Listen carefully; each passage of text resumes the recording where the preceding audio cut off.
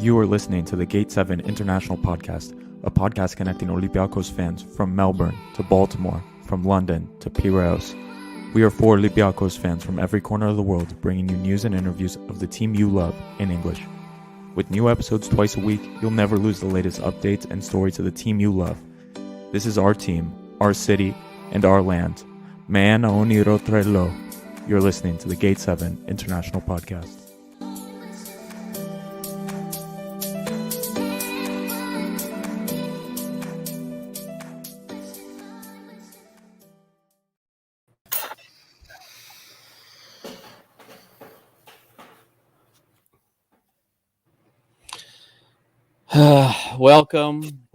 Welcome everyone to another edition of Gate 7 International, Ethniki Omada edition.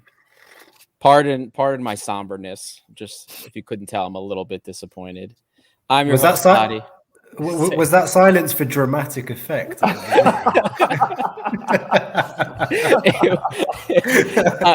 I'm gonna be honest with you. I was actually kind of speechless for a second. I was like, how do I put my disappointment into words? And you know what? We're gonna get into that in a second. But you know what, guys?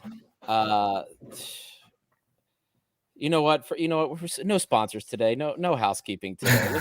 Let's just jump right into it. Costa K, how are you doing, man? Been better before. No, I mean, I don't know. Do we do this now? Do we just purge right now, or do we save it for later? How do we want to do this? You know what? Let's do it. Let's do it this way. Let's start with, how did you feel about the lineup? When you saw the lineup, it was 3-5-2. Giannoulis was on the left. Tsimikas was at center back instead of Stafylidis. But other than that, there wasn't really much else changed. How did you feel about that going into the game? I just feel like we've gone from a team filled with center backs.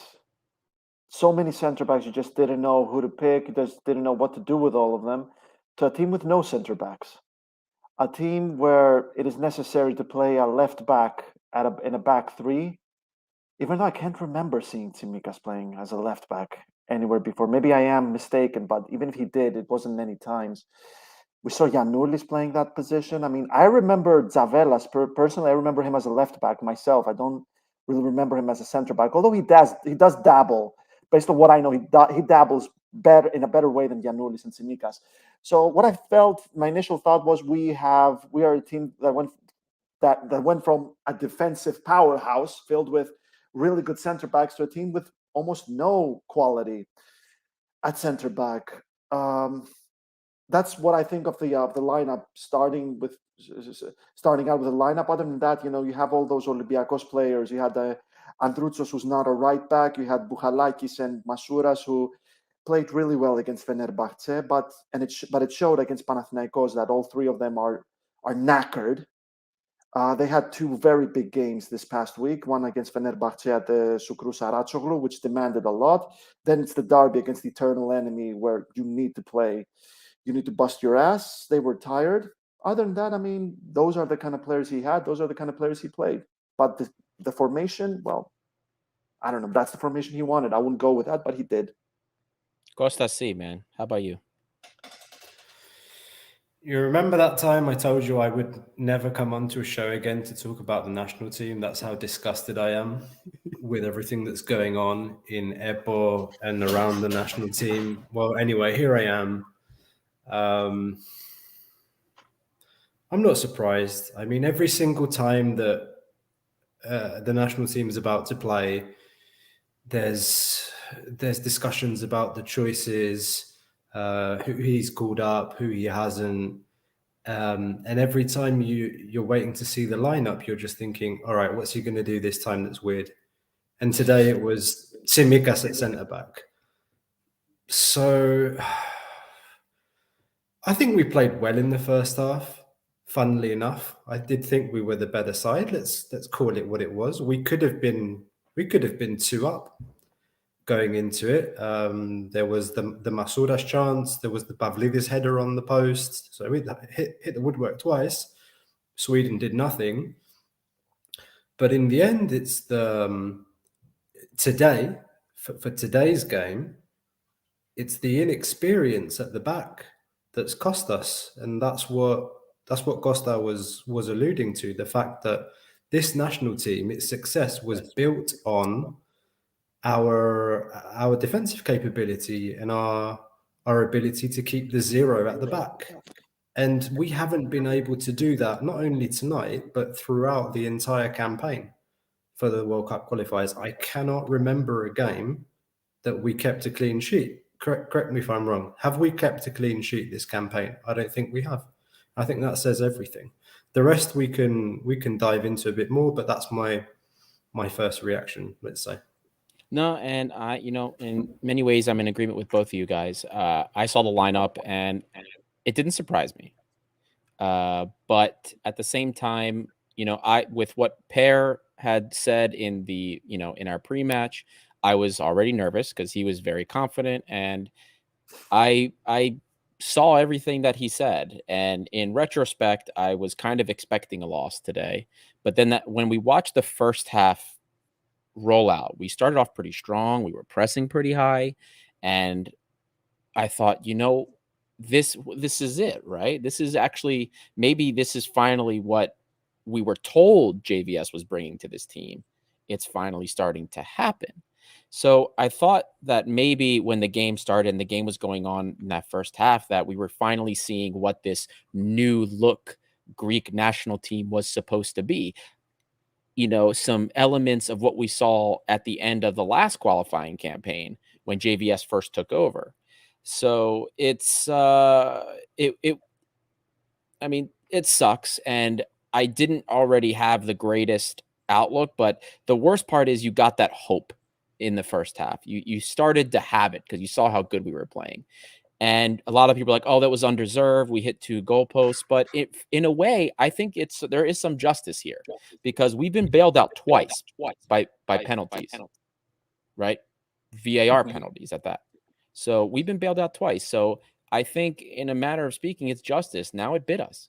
We can't be relying on those types of calls, those types of scenarios for us to get past these games. And look, now it happened against us. And those 2 drop results against Kosovo and Georgia came to bite us in the ass as a result. But how did you guys see that first half performance? Was that more like the Greece team that you expected that we would see under JVS from the beginning? The only positives, sorry, I'm going to dive straight in. The only positives that I take from this game are the fact that Olympiacos players looked in good shape. In that first half, it was Masouras making the diagonal runs, running in behind the defense, and Bouchalakis, to a very large extent, bossing that midfield. He looked like the best centre midfielder on that pitch, definitely in the first half. And Androutos looked up for it as well. So for me, that was very positive to see that our players were really taking that experience that they have from Champions League, from Europa League, from big European games, and showing up for the national team tonight.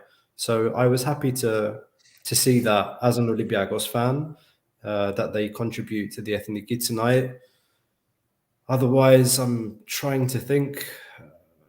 I think Masouras and Bouchalakis were the standout players for Greece. They were, tonight, especially in the first half. Question of that. Yeah. I don't know if it was by design, but it seemed like whenever Siopis would win the ball, his first look was to where Bouchalakis was, and then Bouchalakis was the one sending service to Masouras when he was making the runs. For a second, I thought, hey, maybe JVS has a game plan here, and this is the game plan. Costa, what did you think? What I think is that Kostas Maisinonomatos, he hit the nail right in the head in terms of the Champions League experience. There just is no top-level experience in this team. There isn't. There's very limited in that regard. When Otto Rehagel was the manager of the Greek national team, I've said it before, I'm going to say it again. He didn't stay in Greece. He didn't live in Greece. He had a specific philosophy. You want to play in my team, you need to either play in the Champions League or play in one of the best leagues in the world. I understand there are not a lot of options right now with the current with how Greek football is at the moment. But there are players at the top level who are not playing for the Greek national team. You have so many young players who are not, so many young, talented players who are demanded to deliver for the Greek national team, but they came into this Greek national team without anyone showing them the ropes, without anyone mentoring them. When Manolas, Papastathopoulos, even Bakasetas, Giannoulis came in, there were still Katsouranis, there were still Karagounis, there were still Salpigidis, there were still Christodouloulos. There was this old guard to show them the ropes. Now there just isn't. There is no top level experience. So you got players who don't understand the pressure of must-win matches. They don't understand it. It's one thing to beat Bosnia in a game that nobody cares about. It's good to deliver in friendlies. It's good to beat Sweden in matches that everyone thought were done, were finished. But when the time comes to beat Slovenia at home so we can win the Nations League, when the time comes to beat Georgia to make that Spain draw count, when the time comes to beat Kosovo so that we can still be in this, the must win, they just choke because there's no top level experience. The Greek national team is inundated with players that have either never won a game in the Champions League or never played a single game in the Champions League. I know it's so tiring to talk about Manolas, Papastathopoulos, and Siovas. I know, I get it, but they should be in the Greek national team. Manolas can still go at big time. Can go. Papastathopoulos can still play for Olympiacos in Europe and maintain clean sheets at the Emirates and the Sukrou Saratsoglu. Siovas, yeah, he's not playing right now, but his experience is useful. We just don't have that now. That's where you need Manolas, Papastathopoulos, and Siovas. And the goals showed it, and the red card showed it, that you need this experience at the back. I think, Ari, if I may, I had a similar, if not exact, thought to Synonomatos Costa. Yeah, It's the fact that who do the players look up to in this team, and who did they look up to before? It's exactly what Costa said. It's like when you were a young player, if you were like a Zolis or a Tsimikas or whoever walking into the dressing room of the national team, in the past, you had a Karagounis, you had a Zagorakis, you had a Giannakopoulos, Delas, Nikopolidis. You had guys and you were like, you would be in awe. If you're a young player walking into the dressing room of today's national team, who are the experienced players that you look up to? Bakasetas. I'm sorry. I'm sorry that we pick on him, but that's it now, isn't it? You're a guy like Zolis, or you're a guy like Mavropanos, Svarnas. Who do you look up to? Who do you turn to for help, for arm around the shoulder, or like somebody to turn around and say, come on, lads, let's go and take it seriously, and get that extra bit of motivation, that extra bit of adrenaline that makes you perform better on the pitch. We don't have those players anymore. Yep. And I'm making a segue now. Or actually, sorry, Ari, say your thing. I've got something broader to say. No, I think I have a feeling you're about to segue into what I was bringing up next. So go ahead. Okay, well, let's see. Because the point I wanted to make was that we didn't lose qualification to the World Cup tonight. We lost qualification to the World Cup when John Van Skip decided, together with Epo, together with whoever, that we should play Mavrias at right back against Georgia. We lost qualification to the World Cup when John Van Schip against Kosovo, after we went 1-0 up, decided to take all our strikers off and put defenders on. And then we ate it. We dropped points against Georgia and Kosovo. We lost qualification for this World Cup when Epo and Exigiansi decided that they would fight tooth and nail to keep Socrates, Manolas, and Siovas and anybody who spoke their mind out of the national team.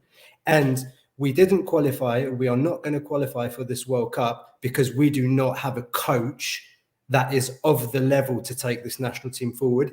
And finally, we're not qualifying for the World Cup because we don't have attendance at our stadiums post-COVID and pre-COVID of above 2,500 people. Yep. And we do not play in a football stadium. It's absolutely shambolic. Those are some of the reasons why we're not qualifying for World Cup. It's not tonight that we lost in a crunch game.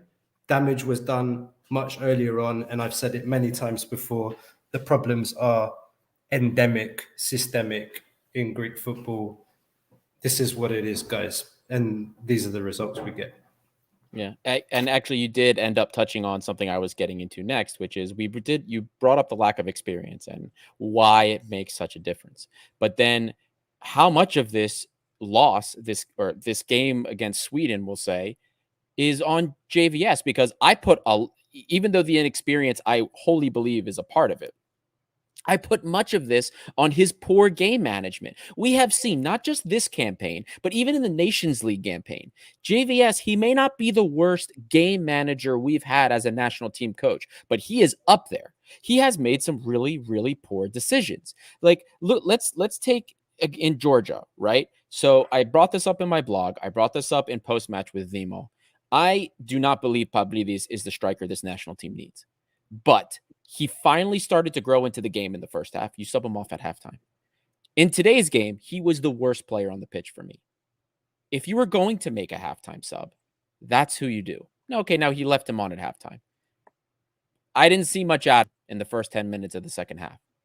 Make that sub. He left Pavlidis on there for 75 minutes. And that was when he finally decided to bring Duvikas on in place of him.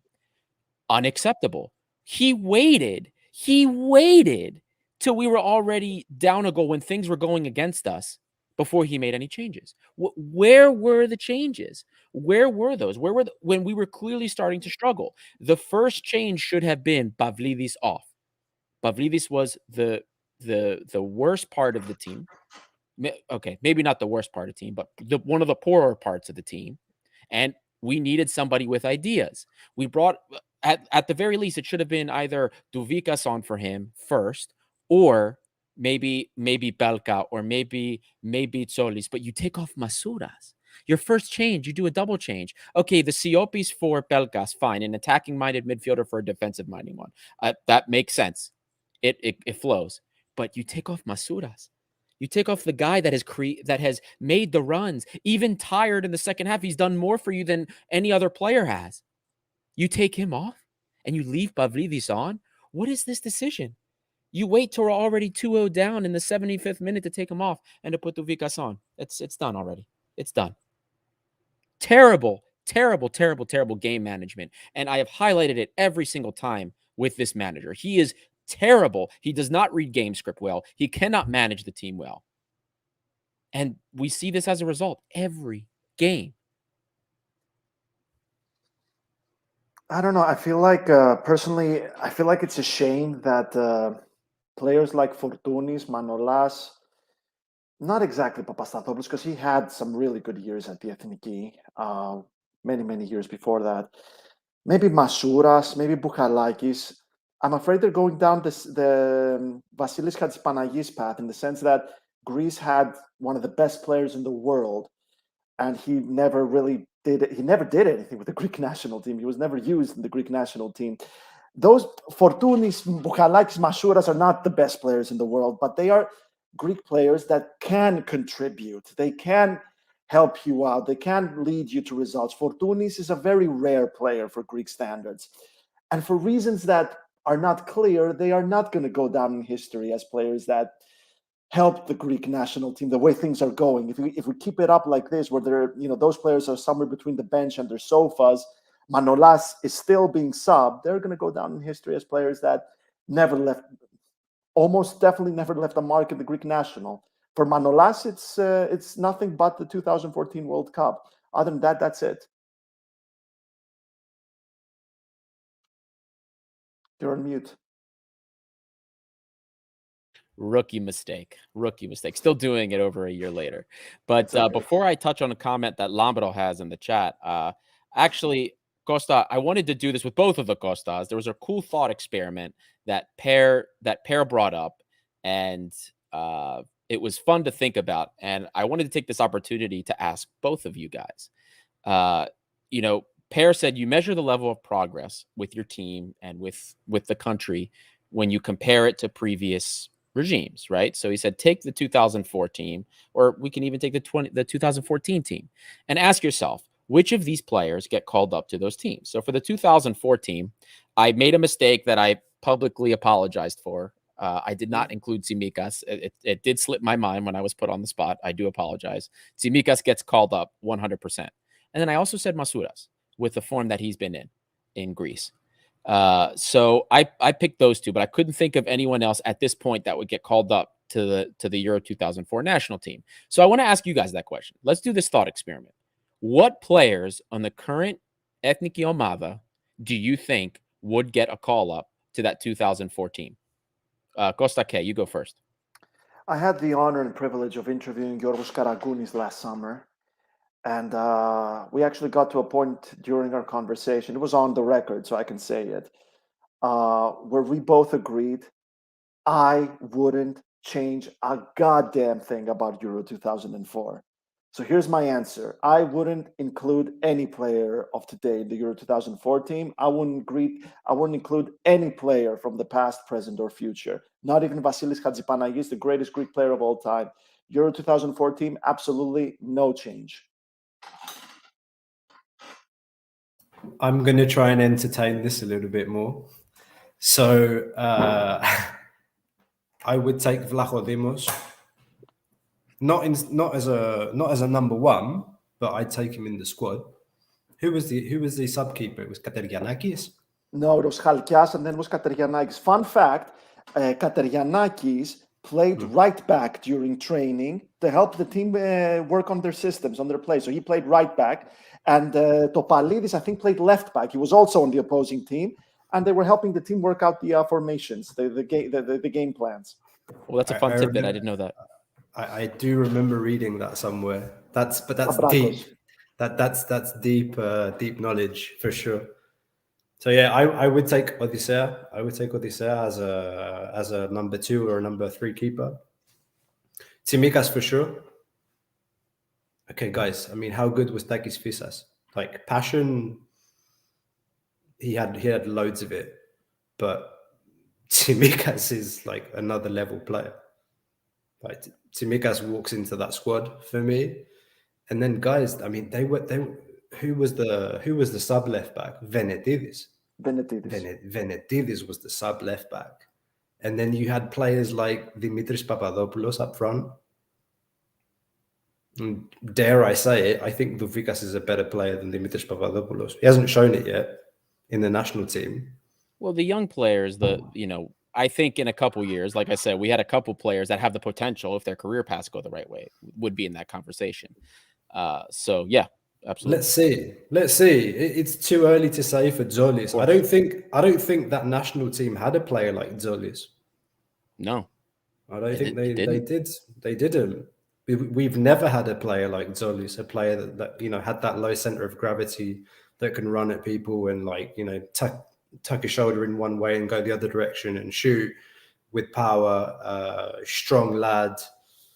He's exciting. I hope he gets game time with Norwich, and then Masouras, you mentioned already. I mean, Masouras, I've said it before. For me, he's Giannakopoulos 2.0. He's very, very close to Stelio. I remember talking to Stelio about this on the show when he told us about working with him and giving him tips. And yeah, I mean, we saw it. We don't give him enough credit. He's improved so much as a player. I think he would probably, for me, also deserve being included in a squad like that. So Kostas is right, of course. You would not change anything about that squad with the knowledge of what happened. But yeah, to entertain the exercise, I try and put in a few names. Of course, Costa K, if it helps with the thought process, I'm not saying to change it. Like, who would have the quality to even be considered for the team? Okay. If that makes you feel better. And just a bit of context. When we were talking with Karagunis, he told me about this time during the Euro 2004 where the Greeks needed to work out. They needed to go to a gym, and they just didn't have that luxury of working out in the gym. So they actually had to drive around in Porto and find a gym to work out with a bunch of other Portuguese people, who lived in Porto. And that's where we decided. That's where we both laughed and we said, you know what, we still wouldn't change a goddamn thing. But you put it nicely now there, Ari. So I'm gonna answer by saying, yeah, Odysseas would be a good backup. Tsimikas at left back, yes, absolutely. Other than that, no one. Tsimikas. You have to take Zvarnas. You have to take Zvarnas into that team. Stop. Yeah, Velas was disappointing, wasn't he? Especially against the Czech Republic, right? He would have learned so much next to Velas. You have to put a player like Zvarnas with so much potential next to Velas. You brought that up. Kapsis was so old. You have to put Zvarnas there. Costa, that you're like a gravitational pull with those comments. Look who you brought into the chat here. Fetono here. Put Stafylidis in the 2004 squad. We win without conceding a goal. You did it. Here's another one. This is a goofy one here. Wish it, want it, do it. Let's use Mavropano to wipe the van shit off this team. That's oh God, chat always brings it. But now that we finished the thought experiment, Lambro in the comments brought up an interesting point here when we were discussing the level of this national team. And he said, can you guys go through where each Greek national team manager post Ranieri is now? Fun thought experiment. The level of coaching has been shocking. And he brings up here, Anastasiadis is nowhere. Skibby is nowhere. Tsanas not a coach. Markaran not a coach.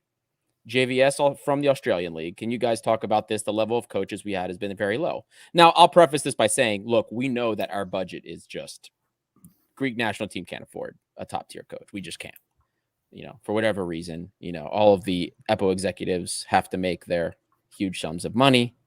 We don't have the disposable income to buy a top tier coach. So we have to find a diamond in the rough. So that is going to be the case, but I think it's a fair thing to say that we don't have top quality coaches. And at the same time, as much as we like to discuss tactics or what coach does this, we also don't really have a lot of patience as Greeks. Per brought this up as well. And he said the same thing. As a player that played in Greece and looking on the outside, we don't have patience. But he did also say, given what we've gone through in the context, that he thought it was fair that we are very impatient with the coach. So make that what you will. What are your thoughts on what Lampa brought up? I think we played pretty well under Skibe, to be honest. I mean, look at the group we had in the World Cup qualifiers. We finished below Belgium, who came up third in the World Cup. And then we got eliminated in the playoffs to the team that went to the final. Yeah, the runners of the finals, exactly. It felt like a failure back then because it was Croatia and we didn't think they would do anything, but they made it to the final. They eliminated England in the semifinals. And they had amazing players, Modric, Rakitic, Perisic. It was amazing. We actually did pretty well under Skibe. There was a lot of reasons to feel hopeful. We screwed up in the Nations League, but I still believe maybe he deserved more time. Skibe probably deserved more time, or at least you don't bring in Anastasiadis to replace this manager. No, exactly. But that's because, from my point of view, Skibe, he took the ingredients that made the Greek team what it was, and he kind of made some little kind of modifications, but the let's say the style of play, it was more or less what we had come to know. Solid defense, start from the back, work on your set pieces, and pray to God that you have a striker that can put the ball in the back of the net. No, but he also had experience, top level experience as well. Sorry to interrupt, but it was also top level experience. I'm just refreshing my memory. The guy was coached for 3 seasons at Bayer Leverkusen. He coached at Galatasaray, coached at Eintracht Frankfurt for a couple of years. I mean, he wasn't then in Turkey for some years, so he knew the mentality in the Mediterranean. So he wasn't a nobody. But I completely agree with you, Costa. I think looking back at Skibbe, I think it was a rash decision to, after the game against Croatia and the knockout there, to just get rid of him. Yeah. I also It was took the Nations flack. League. I took a little bit of flack too when I remember after the Nations League ended with Van Schip, people were saying how much better this team looks, how much more offensive it looks. And I actually compared the stats from every year Skibbe was in charge of the Greek national team. Everything. I broke down everything you could imagine.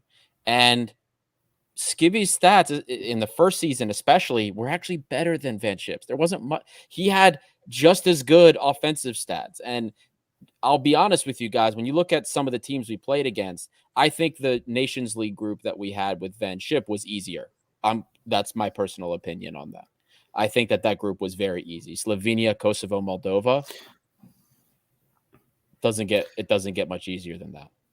But I'll preface that because I also think we're a little bit unfair to Skibbe. Now, it kind of came apart at the end, but I also think we're a little bit unfair to him and what he did. But he was also given ample amount of time, we'll say, too. He had 3 years with us.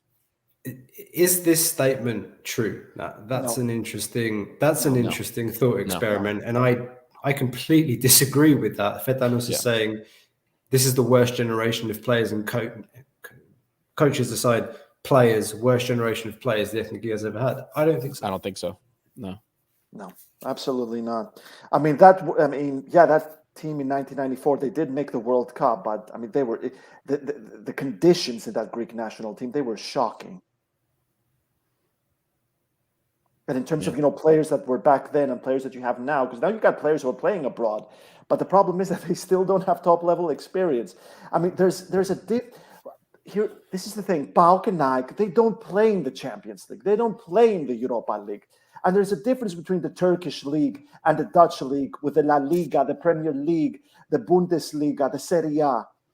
We still got Greek players who play in the top league. One player who really needs to be in this Greek national team is George Baldock, considering we don't have a right back.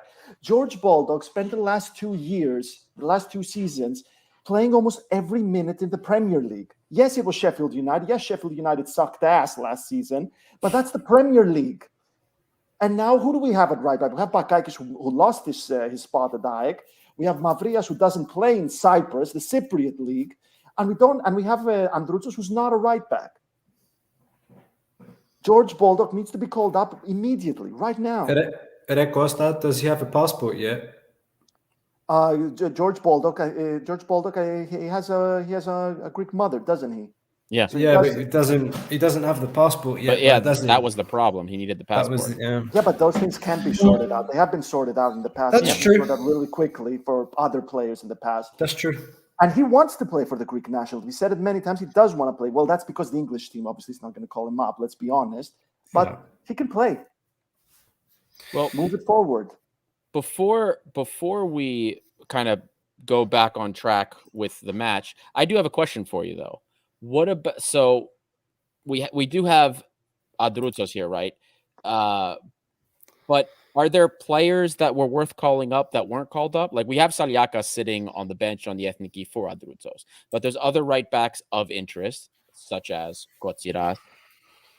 In the past, we brought up guys like Steriou. Are those players that you think are warranting of a call up and didn't get a look and should have gotten a look? Well, personally, I mean, I haven't really been following their progress, but I mean, it doesn't really sound like there is much top level experience there. I mean, let's be honest. We never watch the training. We don't watch what's going on in training. There was a debate going on about why Tsimikas doesn't start and instead Giannoulis takes his position. Well, to be honest with you, I don't mind which one of them two really starts, because I do rate Giannoulis. Yes, Tsimikas is doing really well at Liverpool, and that is a much bigger club and much higher demands. But I am impressed with Giannoulis, and I never watched the Greek national team's training, so I don't know if Giannoulis brings in something that Tsimikas doesn't in John Van Schip's style. So, I mean, to answer your question, I haven't really been following those two players' progress, but it doesn't really sound that there's much top level there. Labro's bringing up this Steriu kid. So the difference between Steriu and who was mentioned earlier, George Baldock, is that Steriu wants to play for Switzerland. And if I'm not mistaken, he can also play for a Latin American nation as well. He has he can play for 3 countries. He can choose. But from what we've heard, Greece isn't his top pick, and I'm not surprised. So for me, there's some other names popping around. Dimitris Nicolaou, former Olympiacos centre-backs, playing in Serie A now. He came up with Empoli from Serie B. Seems like he's making a decent career in Italy. For me, it's not the issue, guys. If we go back to today's game and we look at the goals we conceded, the inexperience of Mavropanos to dive in like that, who does that? An inexperienced centre-back playing in an international World Cup qualifier. There you go. That's where the inexperience shows. And then the second one is just, it's amateur. We don't do that in Belgian Sunday League.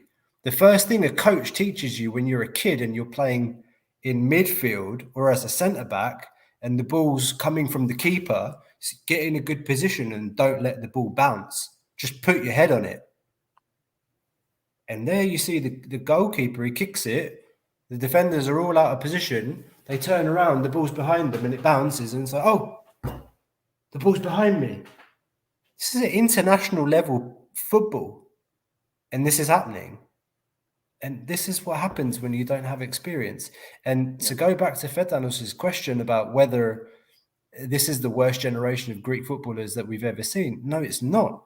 We have not seen players like Zolis before. We haven't seen players like Tsimikas since Yorgatos. We haven't seen players like even I dare say Louvikas. Louvikas can turn into a very good striker. He's got great potential, but we don't have that matching of experience of playing at the highest level with that talent. That's what we don't have in the national team. So for me, it's not a question of, we should have brought in Nicolaou instead of Boguras, or we should have, we should try and bring in Steriu. You'll know my opinion on this. Yeah. Siovas, Yep. Manolas. And the problem is striker, guys. We've had this conversation in our group chat many a time that the problem isn't the back, but it showed today that actually, yes, that is a problem as well. But we don't have a striker. We don't have a Mitroglou that scores 10 plus goals in qualification. We don't have it right now. Yep. And you have a comment here agreeing with you from George Babadzanis. We are in need of a clinical finishing striker similar to Mitroglou. Yeah. I mean, we have brought up like striking, finishing is the problem. And then until the beginning of the first half, or into going into this first half, also the problem was we also didn't make really clear goal scoring opportunities. But you can have both problems, and we do have both problems. Consistently, we don't make a lot of goal scoring opportunities, and then consistently we don't finish the opportunities that are given. And these are huge problems. These are very big problems for the team, and all things that need to be addressed. I also made a mistake. I realized I said Steriu. I meant Kitsiu. I mean, I know now he's playing for Gaziantep or whatever in Turkey, but I mixed up my players there. But I think because we do have an important segment we want to get into next, I think it's important that we round this up. Let's do a man of the match, if you can give one, and a coach's grade. Let's start with you, Costa C. Give us your man of the match and your coach's grade, and a flop of the match too. I want a flop of the match today. Man of the match. If I have to pick a man of the match, I give it to Bouchalakis. I really like the way he composed himself on the pitch, and every time he got on the ball, he looked positive, he looked confident, and just looked like a top player, or somebody that just was miles ahead of everybody else that was playing on his team. Just on another level. I thought he sprayed the ball around really well. So I'm very happy for him. If I have to give props, I give props to him. I worry about him though. He's been playing non-stop. We're going to have to get him an oxygen mask because Pedro Martins isn't taking him out the starting 11. You just know he's going to go to Josimade's horrible pitch on the weekend, and he's going to start and he's going to play 90 and then go to Frankfurt. And you're just thinking, oh my God, how is he going to survive? Anyway, segue over. Flop of the match, Bakasetas for me. I'm sorry again, but another problem of this national team is precisely the fact that it's been built around him. This national team is built around Tasos Bakasetas. And he's got some important goals. He's scored some important penalties that have got us wins that didn't matter in the greater sense of things in this qualification. Today it just wasn't good enough. He didn't turn up. His passing was poor. He didn't do anything, and he was on the pitch for 90 minutes in the end. He didn't take him off, did he? So yeah, flop. Just did nothing today. In the game that mattered, he didn't do anything. Coach's grades, no comment. Just like that. I mean, you said it, Ari. The game management was poor. Who was the first sub? One of your best players, the biggest attacking threat that you had, and that was the first sub off. Not Pavlidis. God forbid Bakasetas. What do you want me to say? Like, no comment. I ain't going to comment on a coach's grade for Van Shit, however you pronounce it. Costa K, you're up. Man of the match. I mean, it's difficult to pick it up, but there's like not much to say really. I think I'd give it to Masouras because he was the best player in the first half, where Greece showed that they could actually pull it off. They could actually win this match. They could actually, give us a really good chance of going to the World Cup. So I'm giving it to Masouras. Flop, I'm going to give it to Hatzidiakos because he just showed how this team didn't have the experience of that kind of match. Because, like I said, this is a team that chokes under pressure. They cannot beat Slovenia when they have to. They cannot beat Georgia when they have to. They simply cannot beat Kosovo. For some reason, we can't beat Kosovo.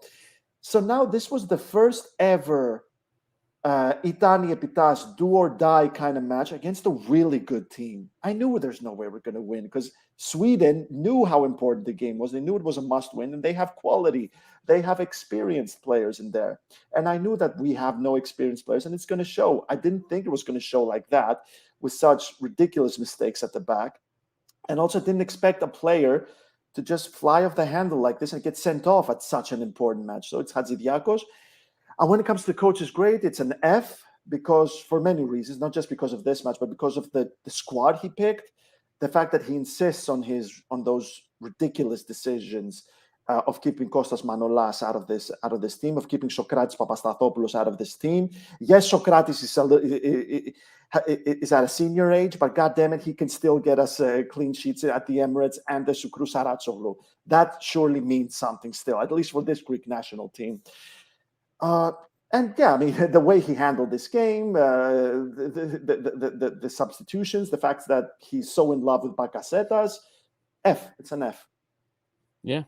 Look, I'm right there with you. For me, flop of the match.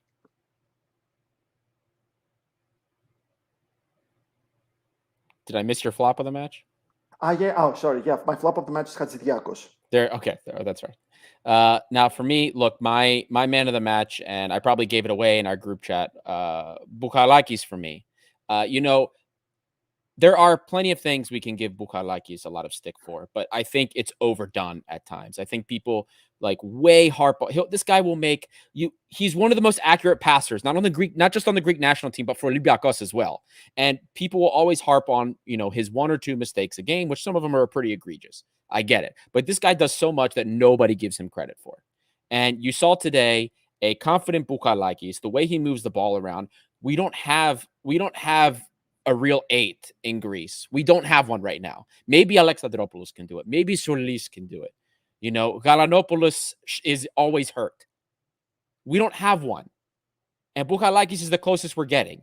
And he can move the ball around pretty well. And he also wins the ball back, and he bosses the midfield, and he did it today. JVS, Costa, I'm with you. F for me. Worst, terrible game management. You go from starting off really well, despite what we were expecting going to this game, and you just let it go to shit. F for me. I'm not saying anymore. And flop of the match, I'm also giving to JVS. He is my fucking flop of the match. Garbage. Absolute goddamn garbage. And I saw there was a comment here that also agrees with me. I think it was Fetanos also who said flop of the match. JVS, flop. You have to manage a game for 90 goddamn minutes. You don't pick the starting 11, see how good they do, and go, oh, I hope it works out. No. You manage the goddamn team. You're the coach. Flop of the match, JVS. Now, let's move on to the bigger topic here. So, there is a small chance we could move on if we beat Spain and then beat Kosovo, and then either Spain and Sweden draw or Sweden beat Spain. Small chance, but we can. But whatever. We're just going to make the assumption that we're not qualifying, because that's probably what's going to happen. We're not qualifying. So my question then is, do you believe in the project JVS is building, and do you keep him for the next campaign, or do you want him out? And this will, go ahead. Costa C. For me, it's clear. Out. It's a joke, but the problem is he's I've said it before. He's picked by the current administration, who don't have a clue about football. We're in a lamentable situation as a footballing nation in that we recently had a former Euro 2004 captain as president of the Football Federation.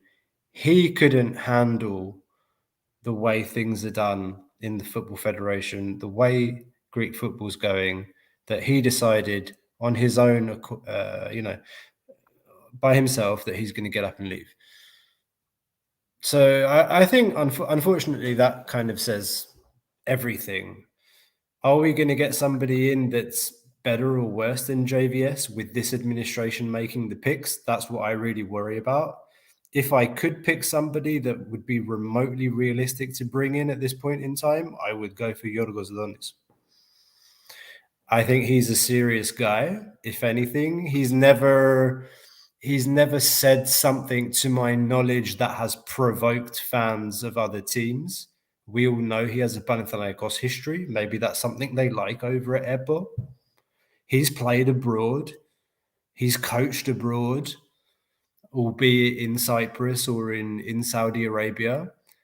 But I think he has the kind of, let's say, respect factor. If you're a Greek player walking into the dressing room and it's like, who's the coach? It's like, it's Yorgos Donis. He played for Blackburn. He played for Panathinaikos. They got to the semi-finals of the Champions League.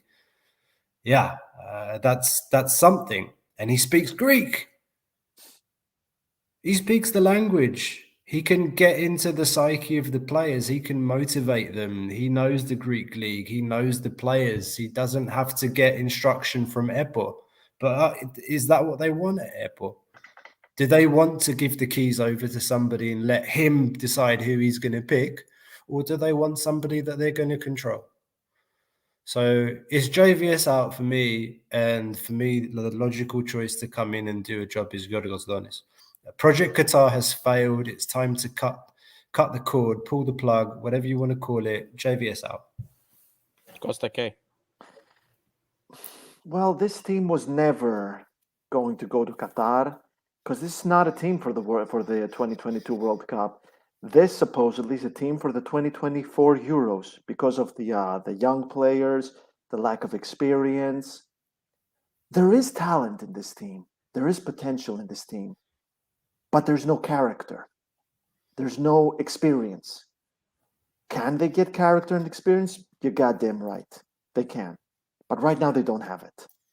Character is something that you build along the way, that you learn. You need those experienced players to guide you. You know, when you have a Papastathopoulos, a Manolas, a Siovas in the back, you get to ask them, hey, man, talk to me about the Premier League. Talk to me about La Liga. Talk to me about the Serie A. Talk to me about the Champions League. How did you get those results? Manola, how did you score that goal against Barca? Papastathopoulos, how did you How did you manage every week in the Premier League? Siova, how did you get in the La Liga team of the week so often? Somebody to guide you a bit, to show you how it is being done. Now, a lot of people are going to tell us, you know what, under JVS, this team doesn't lose. Yeah, but it also doesn't win. And against teams like Moldova, like Kosovo, like Slovenia, yes, we didn't lose to those teams, but we also didn't beat them when it mattered the most. The Nations League was a failure. There's no other way of saying it. Ari, you said it before, and I completely agree with you. And if anyone disagrees with me, then I want them to tell me in the comment section, in the last 10 years, how many times did we see teams from Kosovo, Moldova, and Slovenia playing in the Champions League? And then they also need to tell me how many times in the last 10 years have we seen Greek teams playing in the Champions League and the Europa League in the last 10 years. JVS is like a cat. He's got nine lives. But I'll tell you when those 9 lives come up. Euro 2024 qualifiers, if not in the Nations League. Unless we screw up badly in the Nations League and we relegate, then yeah, maybe that's it. He has a few saving graces in the eyes of some, in terms of Sweden, in terms of Spain. Even if we beat Spain, that'll do him a world of wonders. But we don't make it for the 2024 Euros, where other teams like Albania and North Macedonia have made it in the past. That's it. To me, yeah, he's gone. I don't believe in the JVS project. I don't get him. He's not building a team because he changes players all the time. He changes formations very often. I don't get what he's trying to do.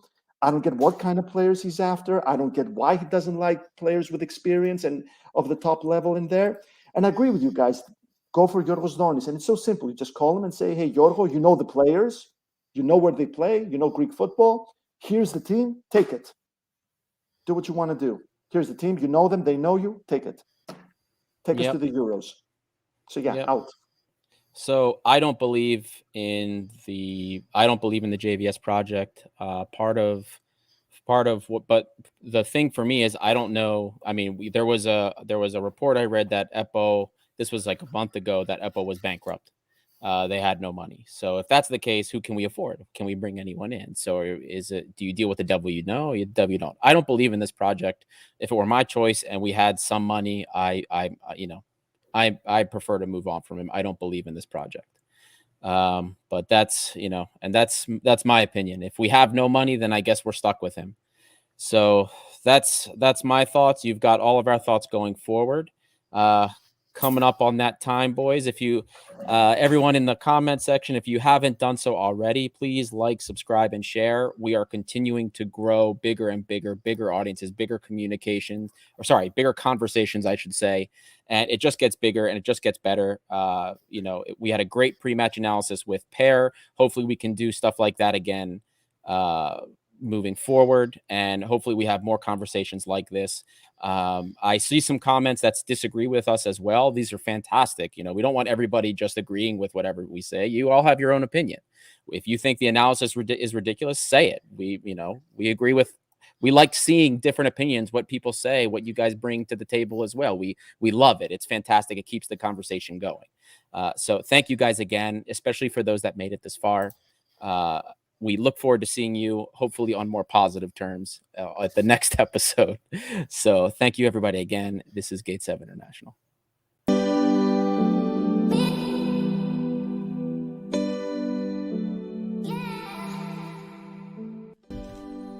You just listened to an episode of the Gate 7 International podcast, a podcast connecting Olympiacos fans from Brussels to Tokyo, from Toronto to Geneva. We are 4 Olympiacos fans from every corner of the world, bringing you news and interviews of the team you love in English. With new episodes twice a week, you will never miss out on the latest updates and stories of the team you love. If you liked what you heard, make sure to follow us on social media at Gate7INTL, give us a subscribe on YouTube, or even leave a review on all our podcast channels. Until next time, this is our team, our city, and our story. Θρύλος είσαι. Στο μυαλό κάτι μαγικό.